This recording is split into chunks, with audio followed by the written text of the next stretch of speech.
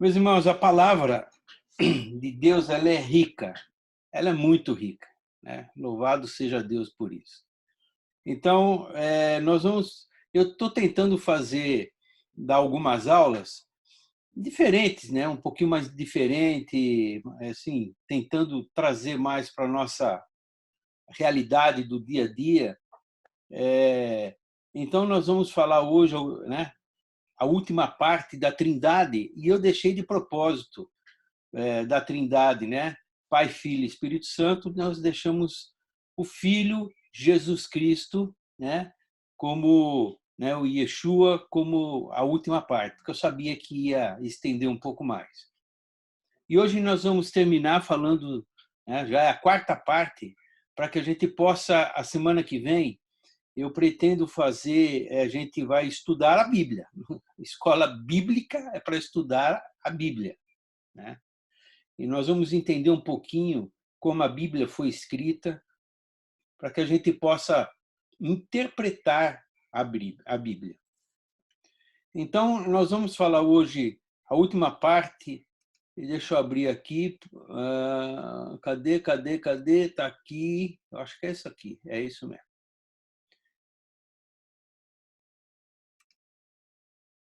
A última parte nós vamos falar. Nós vamos falar de Jesus, é claro, né? E para que a gente possa falar de Jesus, eu vou tentar fazer um panorama desde o início até o Senhor Jesus Cristo e mostrando, depois nós vamos ver na Bíblia que Jesus é o Senhor da Bíblia, né? Deus nunca, né? A palavra fala que Deus é o mesmo ontem, hoje e será eternamente. Ele nunca mudou de ideia. A Bíblia também fala, a palavra fala que Jesus Cristo, o Cordeiro, foi morto desde a fundação do mundo. Quando o mundo era criado, ele já sabia o que ia acontecer com ele, como Deus sabe de todas as coisas. Então, para que a gente possa falar desde o início, nós vamos entender um pouquinho, vocês me perdoem se eu colocar algumas coisas até um pouquinho mais simplesinha, mas é para que a gente possa entender.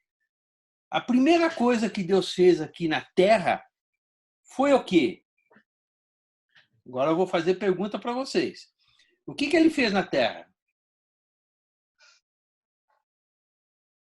Para dar início à obra, né, de redenção de toda a humanidade, que é o que nós estamos vivendo hoje, ele começou fazendo o que aqui na Terra? Criou todas as coisas. Sim, depois que ele criou todas as coisas, né, depois que Adão e Eva pecaram, né, existiu um povo na Terra, e o que ele fez? Ele ensinou a palavra? Ensinou, mas antes disso ele teve de chamar alguém, uma pessoa aqui na Terra, né? Chamado de Deus Abrão. Na época, quando ele foi chamado, foi Abrão, né? Depois Deus mudou o nome para Abraão. Abraão, lá em Gênesis 12, 1-7, eu vou ler alguns versículos, mas eu quero também que vocês me ajudem para ler outros, né? Diz assim: ora, o Senhor disse a Abrão: sai da tua terra, da tua parentela, da casa do teu pai, para a terra que eu te mostrarei. Far-te-ei uma grande nação, e abençoar-te-ei, e engrandecerei o teu nome, e tu serás uma bênção. E abençoarei os que te abençoarem, amaldiçoarei os que te amaldiçoarem, e em ti serão benditas todas as famílias da terra. Já está falando de nós. Assim partiu Abraão, como o Senhor lhe tinha dito, e foi Ló com ele. E era Abraão da idade de 75 anos quando saiu de Harã. E tomou Abraão a Sarai, sua mulher, e a Ló, filho de seu irmão, e toda a sua fazenda que haviam adquirido, e as almas que lhe acrescentaram em Harã.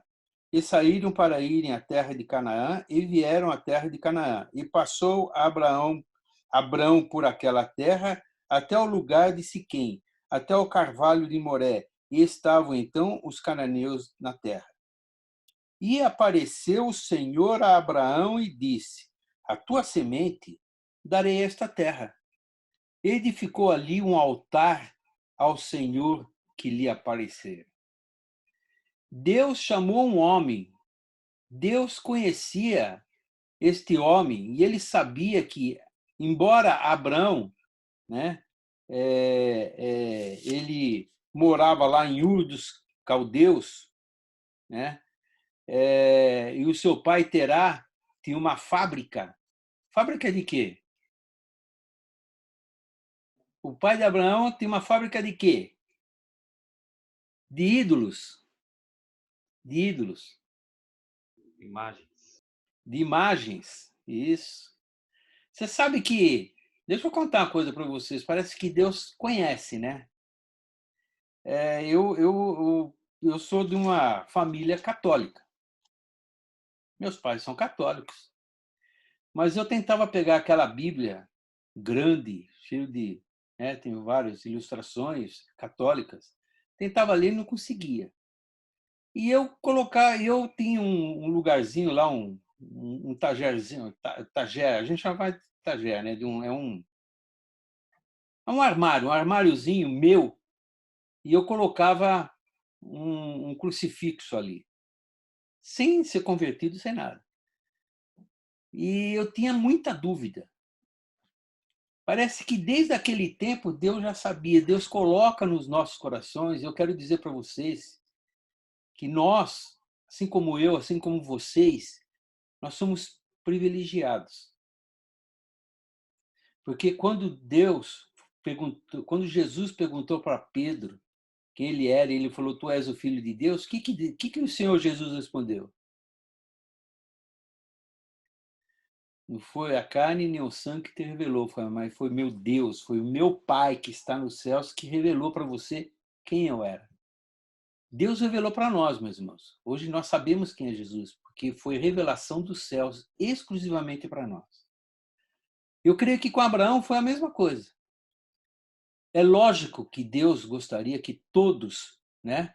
A Bíblia fala que a vontade de Deus é que todos se salvem e nenhum se perca. Mas acontece que, infelizmente, né, muitos são chamados, poucos escolhidos, muito menos os eleitos. Por quê? Porque, infelizmente, não são todos que têm o coração aberto para receber a revelação de Deus. Deus chama Abraão e faz promessas. Primeiro, era um chamado para separação. Era um chamado para separação.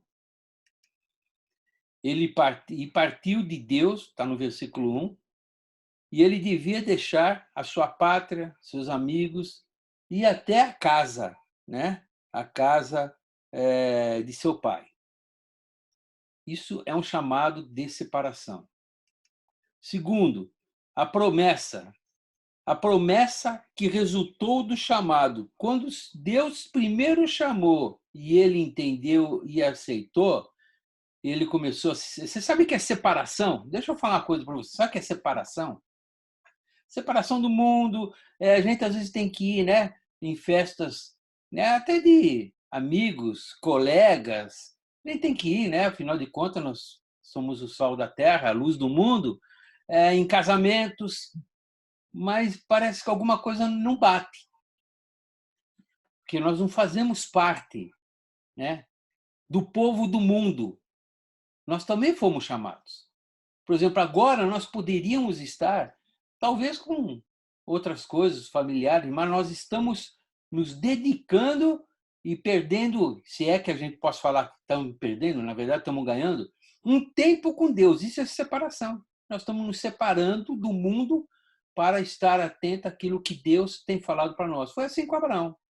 Deus chama Abraão. Para quê? Para separação. E ele aceitou. O que resultou nesse chamado?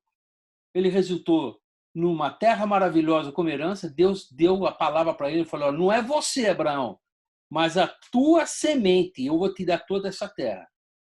Alguém tem dúvida disso? Alguém tem dúvida que a terra de Israel é dos judeus? Eu digo para vocês, meus irmãos, isso faz há quase 6.000 anos. 5.700 e alguma coisa. Hoje, depois de tantas coisas que aconteceram, tantas lutas, tantas guerras, né? tantos cativeiros, Israel está lá na terra que Deus prometeu para eles. Acabou. Quando Deus promete, ele cumpre. Uma maravilhosa missão, ser uma bênção. E outra, não só ser bênção para todas as famílias da terra, ele já estava dizendo que através dele, toda a família, lógico, né? A descendência de Jesus, todos serão benditos. Como Abraão avaliou esse chamado? Respondendo com obediência. Ele não discutiu.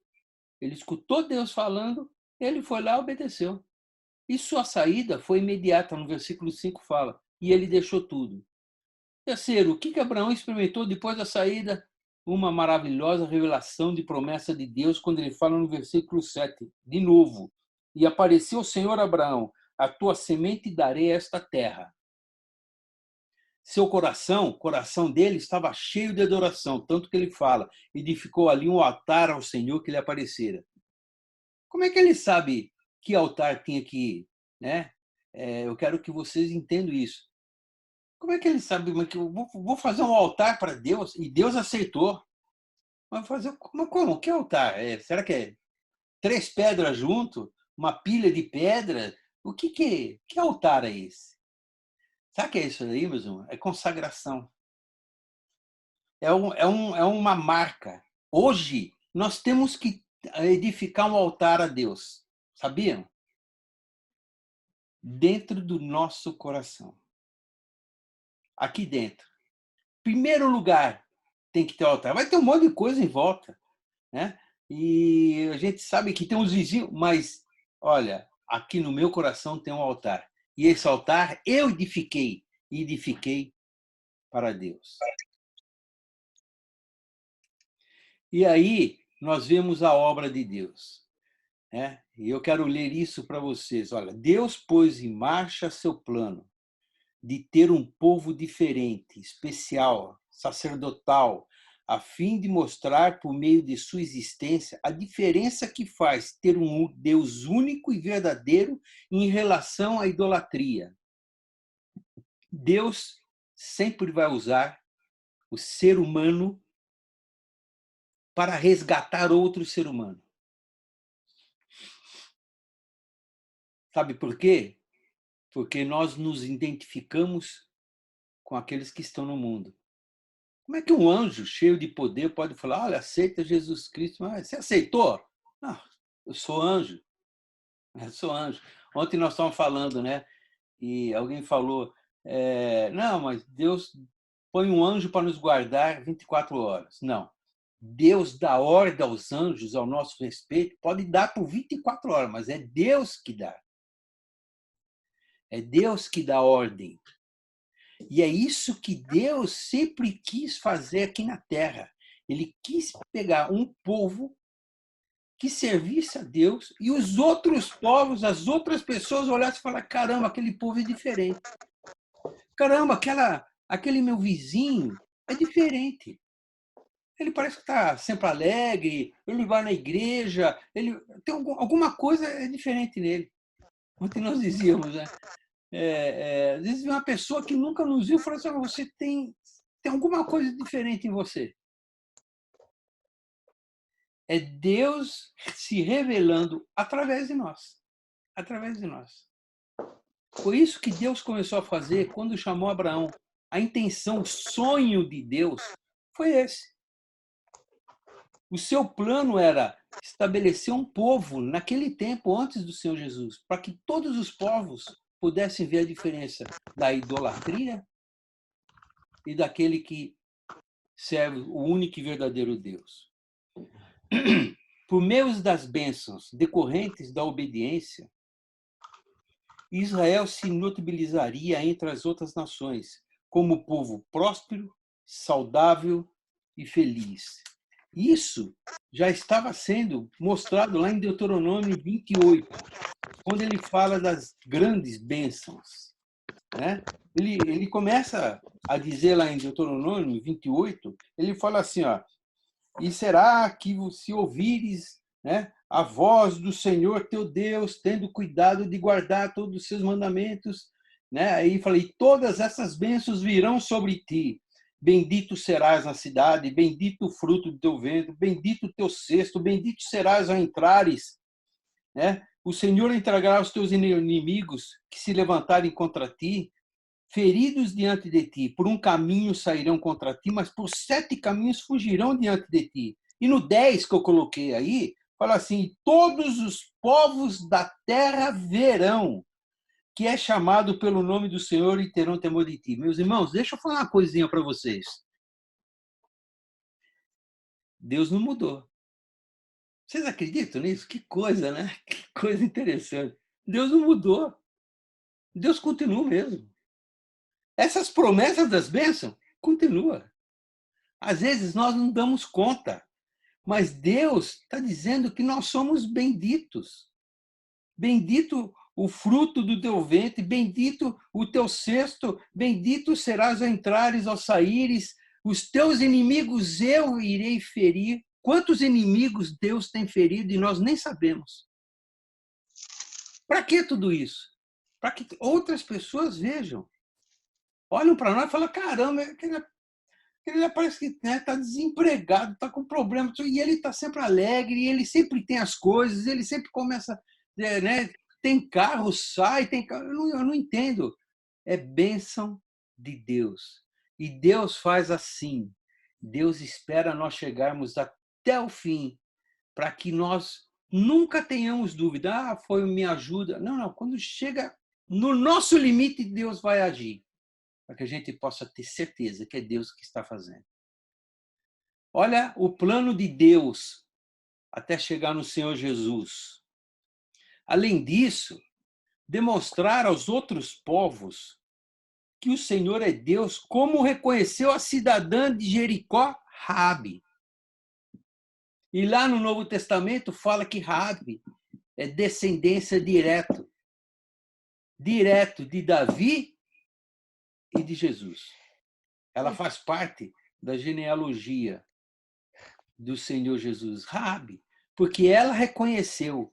Eu não vou ler Josué, senão a gente vai perder um pouquinho de tempo, mas está aí para quem quiser ler. Ela reconheceu, ela fala assim, olha, todos nós ficamos sabendo que teu Deus, ele é poderoso, tirou vocês do Egito com mão forte, abriu o Mar Vermelho, né? Vocês destruíram povos, como é que pode isso daí? Vocês que eram escravos, ficaram 40 anos no deserto, não morreram com criança, com animal, com gente idosa, e vocês não pegaram doença, não fizeram nada. Deus, o teu Deus é poderoso. Às vezes as pessoas lá fora têm que falar isso para nós, não é verdade? Tem que falar isso para nós. Porque esta palavra continua a mesma coisa. Além disso, Israel serviu também, claro, nós sabemos, para trazer ao mundo o Filho de Deus, cumprindo a promessa que foi feita lá no Éden. Mas, irmão, nós não podemos esquecer que quando Deus fala, ele vai cumprir. Ele vai cumprir. Quando Deus promete, ele vai cumprir. Eu fiz um esquemazinho aqui, desculpe eu colocar esse esquema assim um pouquinho mais simplesinho, mas só para a gente ter uma ideia, né? Como Jesus Cristo ele é importante, é maravilhoso. Olha, a criação, fala, o ser humano foi gerado por Deus para ter vida plena. Foi criado para viver para a glória de Deus. Essa é a intenção. Foi a intenção e ainda é a intenção de Deus. Só que houve a queda. O ser humano degenerado pelo pecado, aí já nasce em delitos e pecados, vive para si mesmo, cegado pelo Deus desse século. O caminho natural nosso, meu, que era esse aqui, caminho da destruição. Até vai chegar um dia que a maldade vai ser extinta. Tudo que é contrário ao propósito original de Deus. Mas alguma coisa aconteceu nesse caminho. O que foi? O que foi que aconteceu nesse caminho? Jesus. Sem dúvida. Sem dúvida. Jesus mudou essa história. Jesus mudou tudo isso daqui. E ele foi crucificado, morreu, pagou a nossa dívida. E aí houve a possibilidade do retorno ao plano original da criação.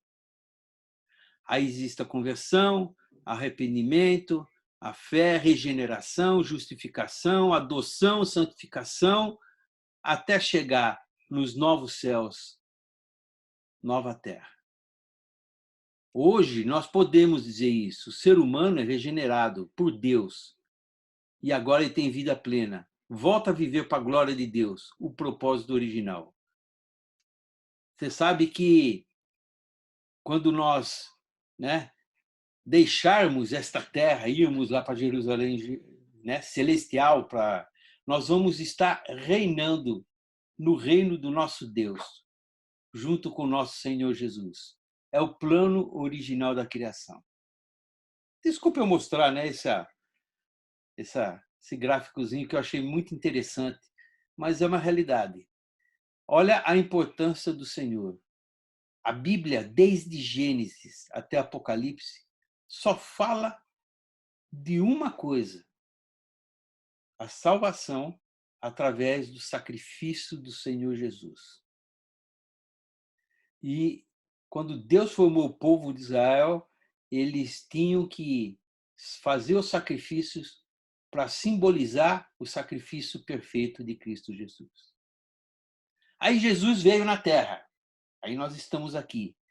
Hoje, se eu perguntar para vocês, né?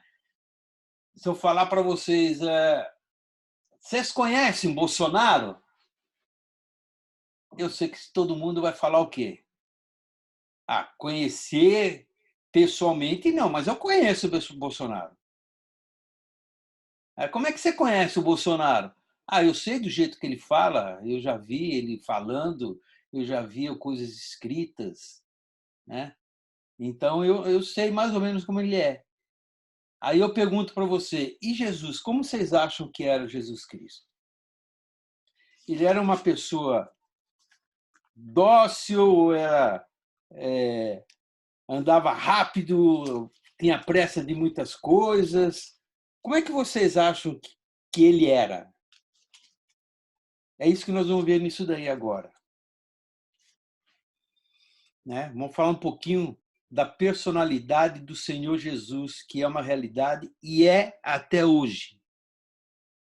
E é até hoje. Mateus 6 já começava a falar assim, né? Quando ele começou a fazer né, o ministério dele, começaram a falar assim: não é este o carpinteiro, o filho de Maria, irmão de Tiago e de José, e de Judas e de Simão? Isso nós vimos na aula passada, né? A família de Jesus. E não estão aqui conosco as suas irmãs? E escandalizavam-se nele. Né? E mais adiante, em João 1, quando foram falar para Natanael, olha, nós encontramos aquele que estava prometido. E aí, lá no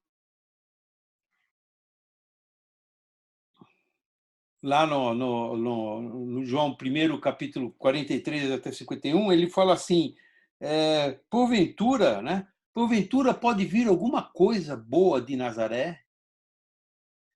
Então, Jesus era assim, olha, como vocês estão lendo. Ele não tinha muita coisa assim de especial. Ele poderia andar na rua hoje e nenhum de nós poderíamos notar. Se ele não falasse nada, a gente não iria notar. Na realidade, talvez até evitasse, pois certamente ele destoaria de todos. Jesus, ele quebrou paradigmas daquele tempo. O povo de Israel, por séculos, tinha vamos dizer assim, uma metodologia. Jesus veio mostrar alguma coisa maior e quebrou paradigmas. Mas foi o homem mais gentil que se conheceu. Era capaz de silenciar os detratores sem precisar erguer a voz. Nunca intimidou ninguém, nunca chamou atenção para ele mesmo, nem fingiu gostar do que lhe fazia mal à alma. Era autêntico até o âmago do seu ser. E no âmago daquele ser existia um imenso amor. E como ele amou a humanidade, só descobriu o que era verdadeiramente o amor por intermédio dele. Meus irmãos, Jesus mostrou que através do amor ele pode vencer várias guerras, principalmente as guerras que estão dentro do coração do homem. Eu costumo dizer, né?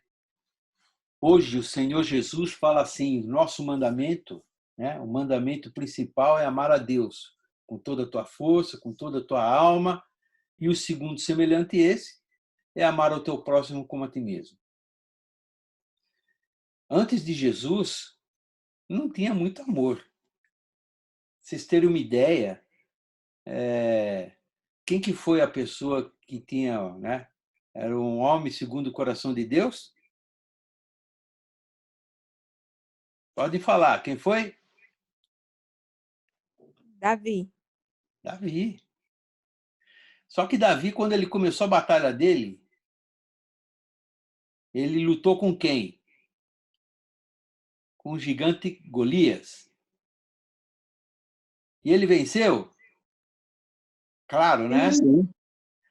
E o que ele fez depois que ele venceu?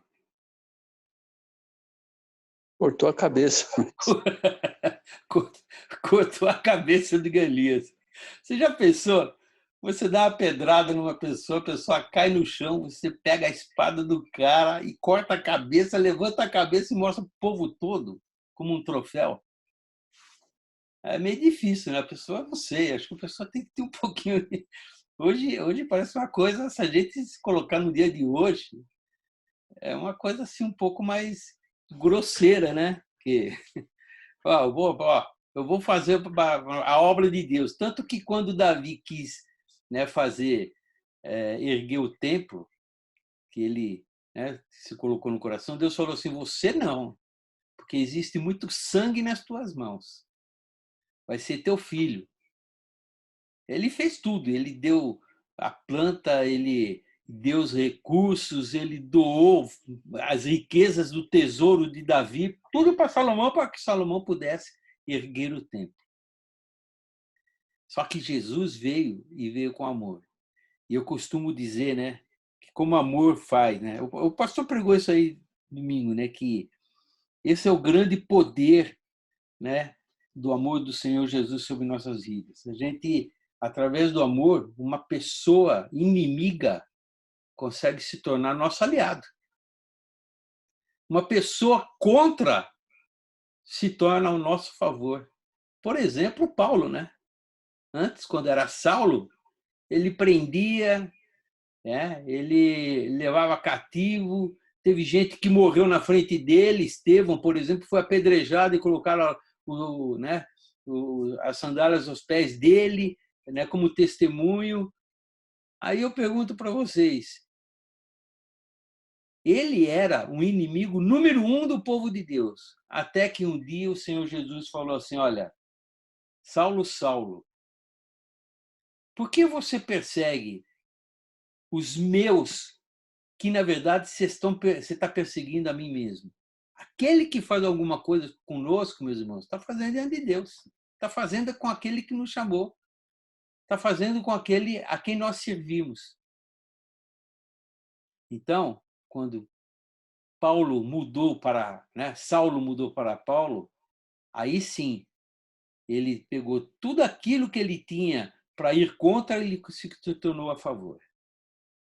Foi isso que Jesus fez há 2000 anos atrás e até hoje isso é válido. Mesmo os que o odiavam, mas ele não discriminava ninguém, pois esperava que, de algum modo, pudesse fazer seus inimigos descobrirem que o amor é a essência e a realização máxima do ser humano. E lá em Marcos 10, fala sobre aquele jovem rico, né? Que ele chegou diante do Senhor né, o mancebo rico, né, o jovem rico, falou assim: o que é necessário para que eu possa herdar a vida eterna? Aí o Senhor Jesus, lógico, ele sabia de tudo, começou a dizer, né, olha, você sabe os mandamentos, não adulterarás, não matarás, não furtarás, mas não é este o mandamento que o Senhor Jesus colocou. O mandamento que o Senhor Jesus colocou é amor. Mas ele falou esse porque ele sabia. Ele sabia que aquele jovem fazia tudo isso. Aí ele respondeu e disse: mestre, tudo isso guardei desde a minha mocidade. Então, olhando para ele, Jesus o amou e disse: falta uma coisa. Vende tudo quando tens. Dá aos pobres, terá um tesouro no céu. Vem e segue-me. Nós só conseguimos seguir o Senhor, meus irmãos, através do amor. Eu costumo dizer, o Senhor falou assim: ama a Deus, ama o teu próximo e como a ti mesmo. Só que se você, né, não amar a Deus, você não consegue amar o teu próximo e não consegue amar você mesmo. Nós só conseguimos nos amar e eu diria assim, nos amar, eu quero dizer, nos aceitar, se nós amamos o próximo e se nós amamos a Deus. Está ligado isso daí. Tá? Um ligado com o outro. E aí,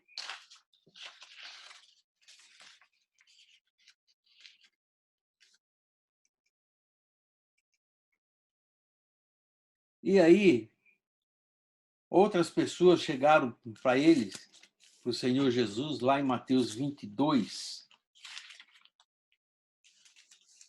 né? O versículo 15 fala assim: e retirando-se os fariseus, consultaram entre si para o surpreenderem em alguma palavra. Jesus sabia. Aí perguntaram para ele, né? É lícito, né, pagar o tributo a César? E nós sabemos, né, daquilo que ele respondeu. Ué, de quem é essa inscrição? De César. Então, dá a César o que é de César e a Deus o que é de Deus. E os fariseus não conseguiram pegá-lo em nada. Aí foi a vez dos saduceus. E os saduceus começaram a falar: olha, na ressurreição, qual dos 7 vai ser a mulher, visto que todos, né, a possuíram, diz lá no 29. Aí o Senhor Jesus, de novo, sem criticar, sem nada, começou a falar: olha, errais porque vocês não conhecem a Escritura nem o poder de Deus. Na ressurreição nem se casam, nem se estão dando em casamento, mas serão como os anjos de Deus no céu. E acerca da ressurreição dos mortos, não tendes lido o que Deus vos declarou, dizendo: eu sou o Deus de Abraão, Deus de Isaac e Deus de Jacó. Ora, Deus não é Deus dos mortos, mas dos vivos. E os povos, né, e toda a multidão, ouvindo isto, ficaram maravilhados da sua doutrina. Tentaram o Senhor Jesus de todas as maneiras. Eu até coloquei aqui quem eram os fariseus. Fariseu era um grupo de judeus devotos da Torá. Vocês sabem o que é a Torá, né? Os 5 primeiros livros, né, da Bíblia, surgidos no século 2 a.C. Os fariseus surgiram 2 anos, né, se essa numeração estiver certa, mas 2 anos antes do nascimento do Senhor Jesus. Opositores dos saduceus, criam numa lei oral em conjunto com a lei escrita e foram os criadores da instituição da sinagoga. E os saduceus? Os saduceus eram um partido religioso e da alta sociedade e eram formados por famílias sacerdotais. Por isso, geralmente, o sumo sacerdote pertencia a este grupo. Os saduceus reconheciam apenas o Pentateuco como escritura com autoridade suprema. Diferentemente dos fariseus, eles rejeitavam terminantemente as tradições orais. Veja que O Senhor Jesus conversou com gente que conhecia muito bem a lei de Deus, conhecia muito bem a Torá. E ele respondeu para os dois, naturalmente. Porque o Senhor Jesus, ele disse assim: eu não vim para julgar, eu vim para salvar. Ele tinha um objetivo. Ele sabia quem eram os fariseus, ele sabia quem eram os saduceus. Mas ele sabia também que a finalidade dele era para chamar mais para perto de Deus e salvá-los. Ninguém foi tão honesto quanto ele. Mesmo quando suas ações ou palavras expunham os aspectos mais sombrios das pessoas, estas não se sentiam envergonhadas.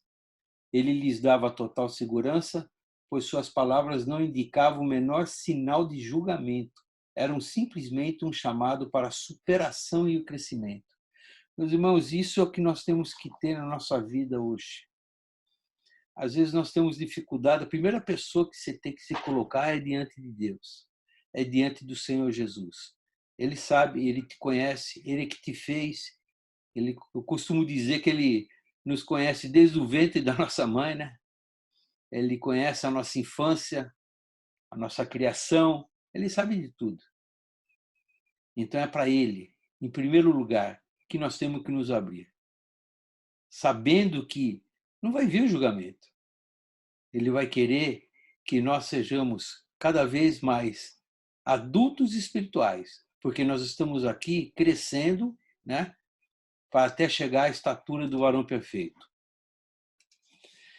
Qualquer um podia confiar-lhe seus mais íntimos segredos. Se algum de vocês tiver de escolher uma pessoa para ampará-lo, em seu pior momento, gostaria que fosse com ele.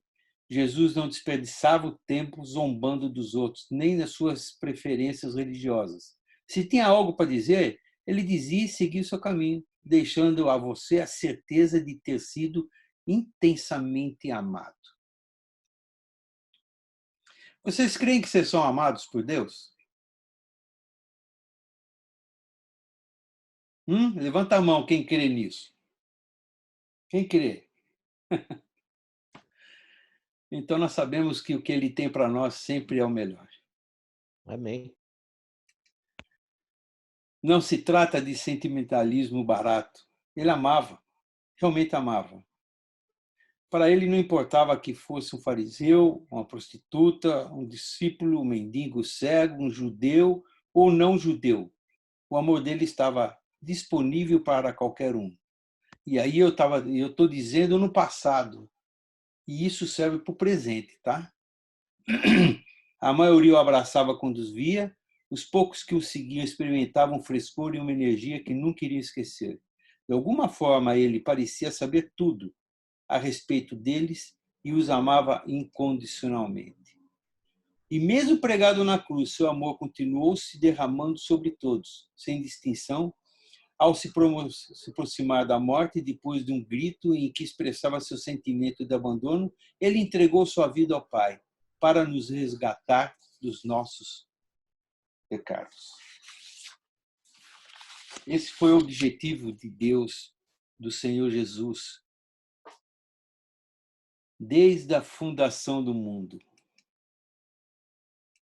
Não houve momento mais belo em toda a história da humanidade. Seu flagelo se tornou um instrumento para a sua vida, para que sua vida fosse compartilhada conosco. Não era um louco, era o Filho de Deus amoroso que se manifestou durante toda a sua vida até o último suspiro.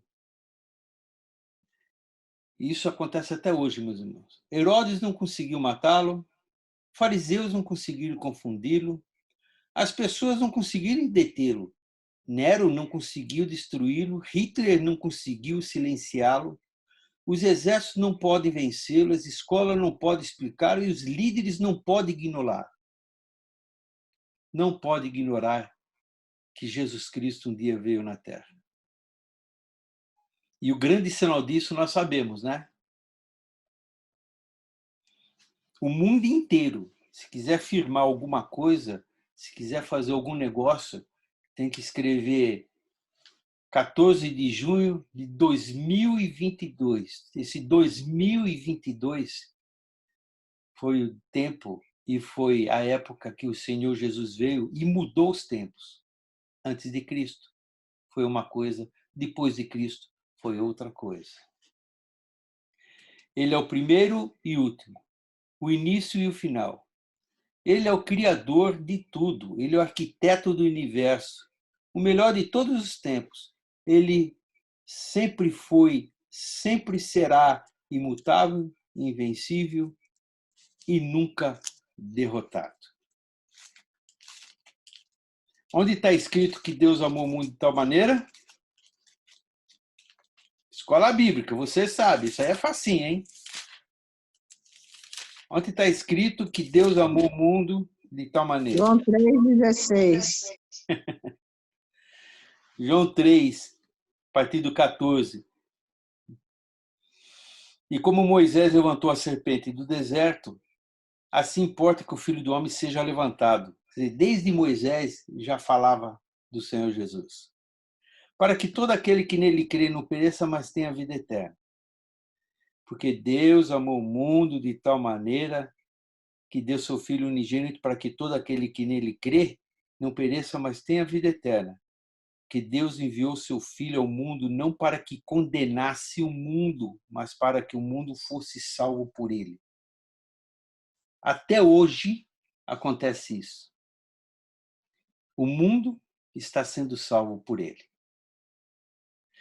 Amém, queridos? Eu vou falar agora e vou passar por algumas, para a gente terminar a parte da Trindade. E a semana que vem vocês vêm com caneta, com papel, que nós vamos entender um pouquinho, né, o jeito de como a Bíblia foi escrita. Né? Se é literal, se é por, né, analogia, de como é que ela foi escrita e como a gente pode entender um pouquinho mais.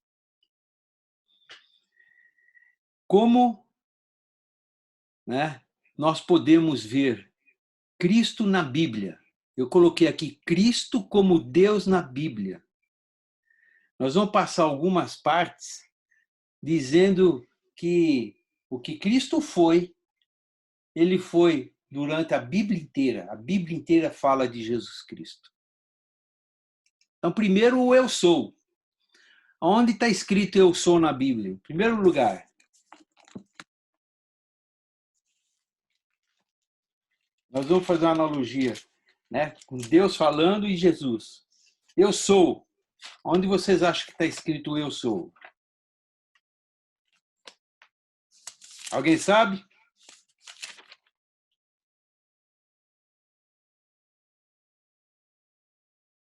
Ninguém sabe? Deixa eu ver quem está aqui.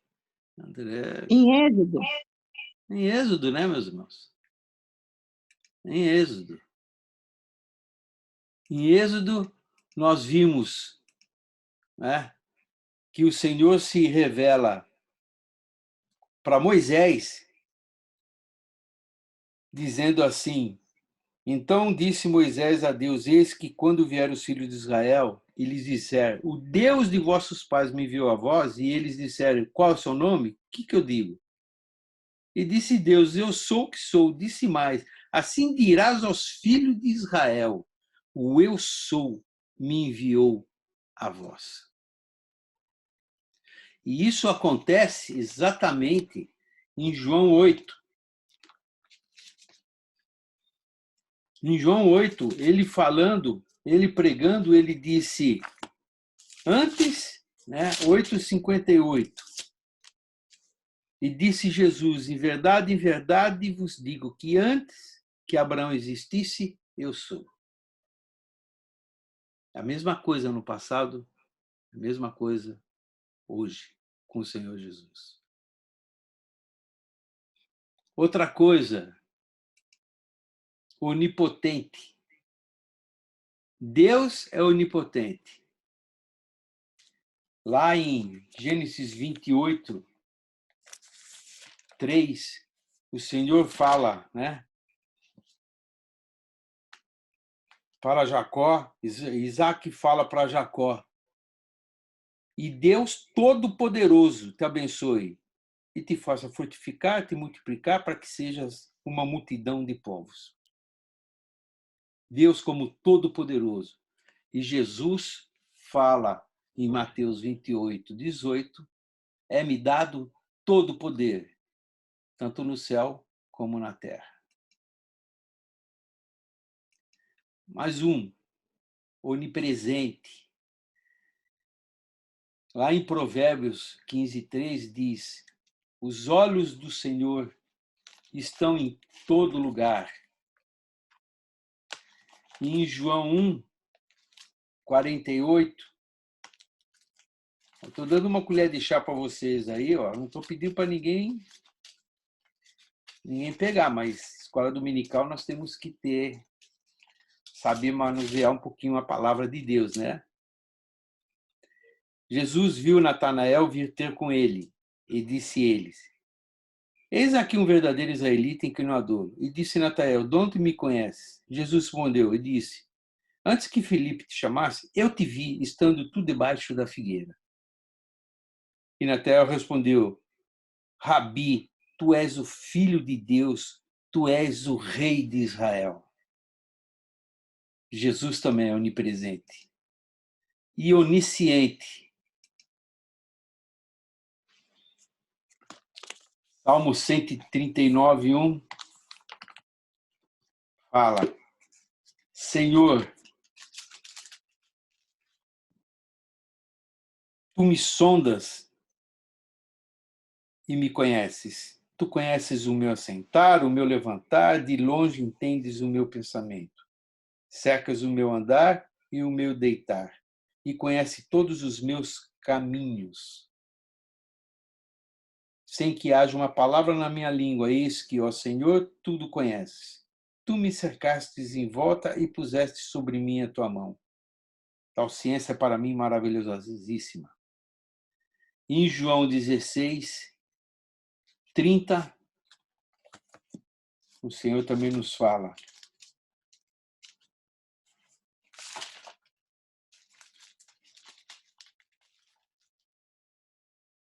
agora conhecemos que sabes tudo e não há mistério de que alguém te interrogue. Por isso cremos que saíste de Deus. Nós vamos passar alguns mais rapidinho, tá bom? Ele é eterno. Lá em Isaías 40, versículo 28, diz assim: o eterno Deus, o Criador, 40, 28. Não sabes, não ouviste que o eterno Deus, o Senhor, o Criador dos fins da terra, aí nem se cansa, nem se fadiga, não há esquadrinhação do seu entendimento.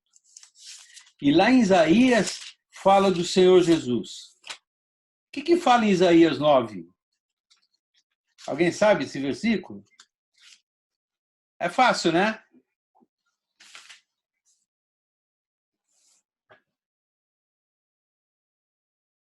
Um filho se nos deu. Quem leu aí? Quem achou pode ler.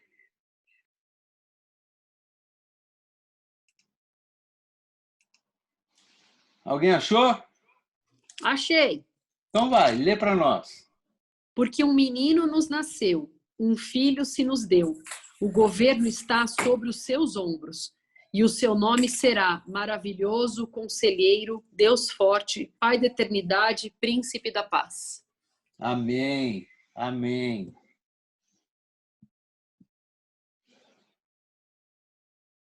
Pai da eternidade, Príncipe da paz. Ele também é o primeiro e o último.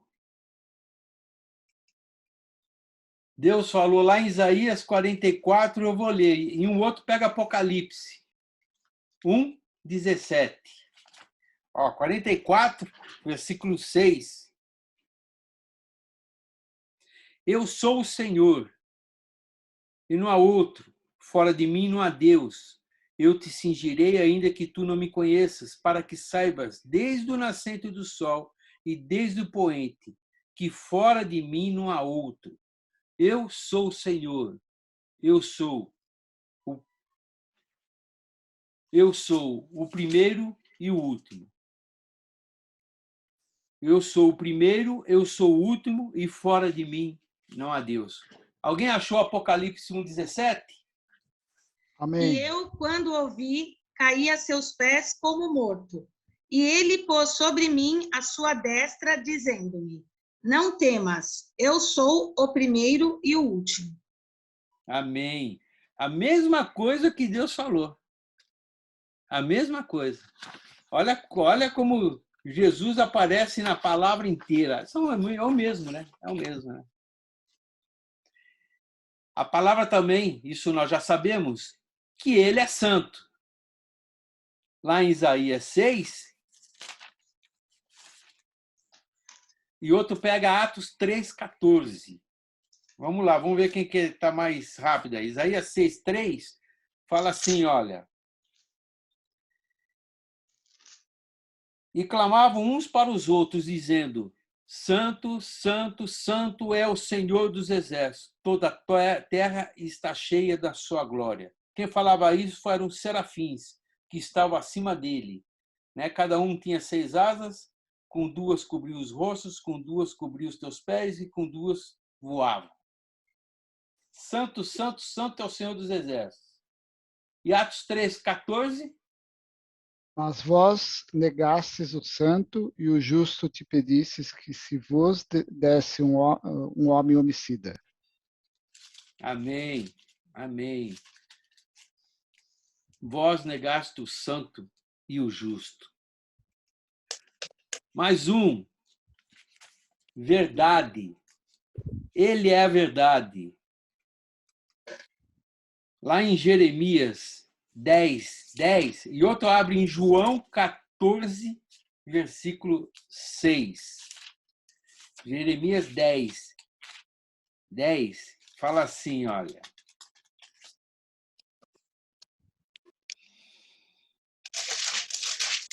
Mas o Senhor Deus é a verdade, Ele mesmo é o Deus vivo e Rei eterno. Do seu furor treme a terra e as nações não podem suportar a sua indignação. Deus como verdade. E Jesus, 14,6. Eu sou o caminho, a verdade. Oi, pode falar. Quem estava lendo aí? Disse-lhe Jesus: Eu sou o caminho, a verdade e a vida. Ninguém vê Amém. ao Pai senão por mim. Amém, amém. Vocês estão vendo quantas coisas? Só mais uns 3 ou 4 aí, para a gente terminar. Ele é o pastor. Salmo 23, todo mundo sabe, né? O Senhor é o meu pastor e nada me faltará. Deitar-me faz em verdes pastos, guia-me mansamente às águas tranquilas. E em João 10:11, o que fala?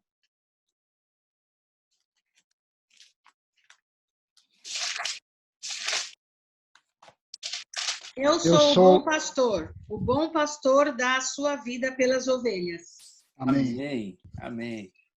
Quer dizer, lá atrás fala que Deus é o pastor, e no Novo Testamento fala a mesma coisa. Eu sou o pastor, eu sou o bom pastor. Rocha, pedra. Em Salmo 18, capítulo 2, o Senhor fala assim, né? Eu te amarei de coração, ó Senhor, fortaleza minha.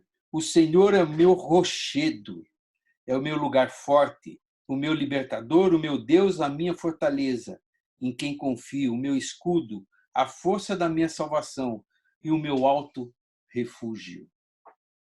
Em 1 Pedro, capítulo 2, versículo 6.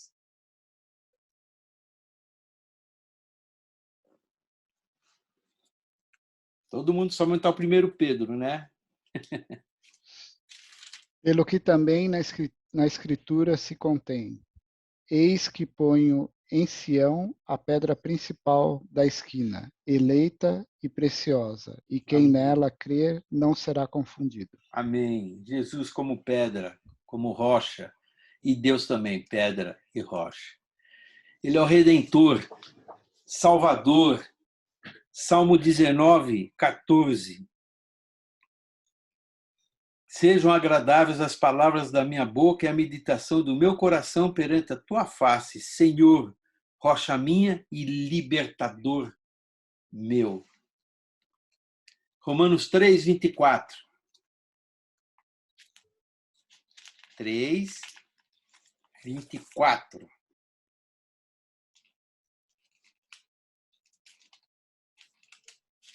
Alguém achou? Sendo justificados gratuitamente pela sua graça, pela redenção que há em Cristo Jesus. Amém. Pela redenção que há em Cristo. Mesma coisa, nós estamos falando da mesma coisa. Vários adjetivos, tanto no passado como no presente. Jesus está na Bíblia inteira. Ele também fala, ele é a luz. Salmo 27:1, você sabe, né? Não preciso nem falar o que diz o Salmo 27:1. Quem sabe de qual é esse salmo aí? O primeiro versículo, pelo menos, né?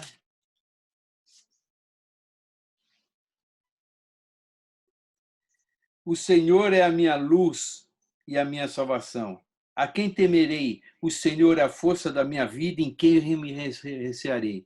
Veja que isso que nós estamos falando foi antes de Jesus e após Jesus a mesma coisa. João 8:12.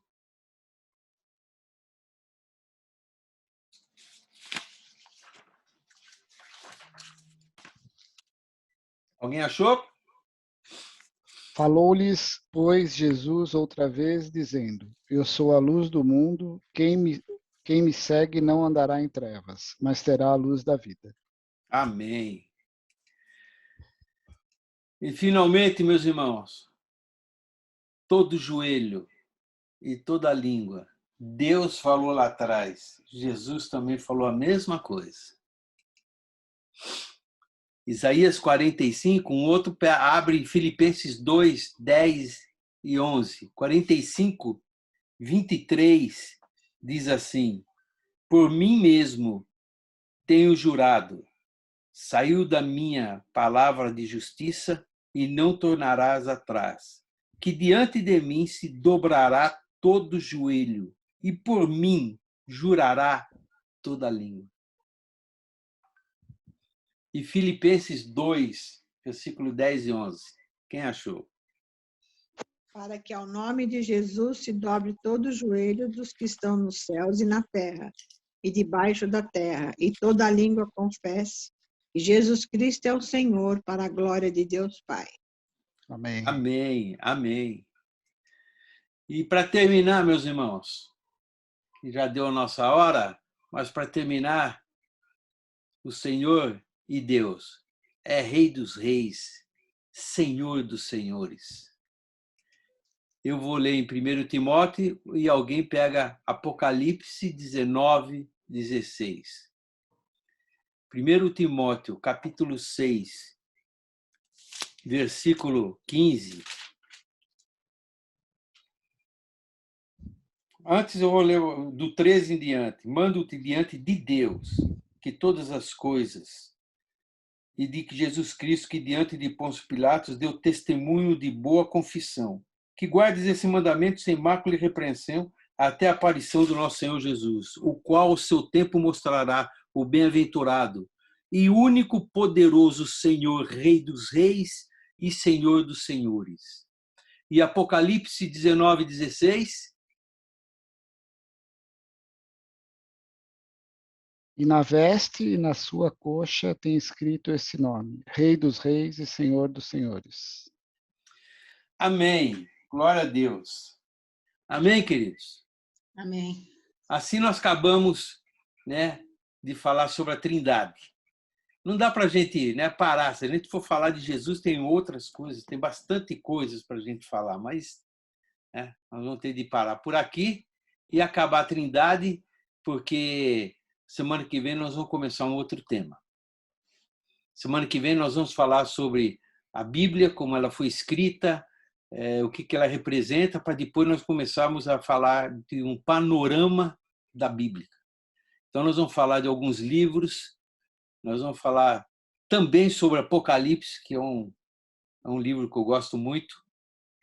Nós vamos falar sobre o livro de Salmos, que vocês nem imaginam como o livro de Salmos sai, né, da sinceridade do coração daqueles que amam a Deus. Amém, queridos? Alguém tem alguma pergunta? Alguém quer falar alguma coisa sobre a Trindade? Eu, quando comecei a fazer esse trabalho, eu falei assim, eu vou falar sobre Jesus. Aí o Espírito Santo colocou no meu coração, tem que falar de Jesus, tem que falar sobre a Trindade. Então nós falamos, né, do Deus Todo-Poderoso, do Pai, do Espírito Santo, dos frutos do Espírito Santo e do Senhor Jesus, que foi onde nós terminamos hoje.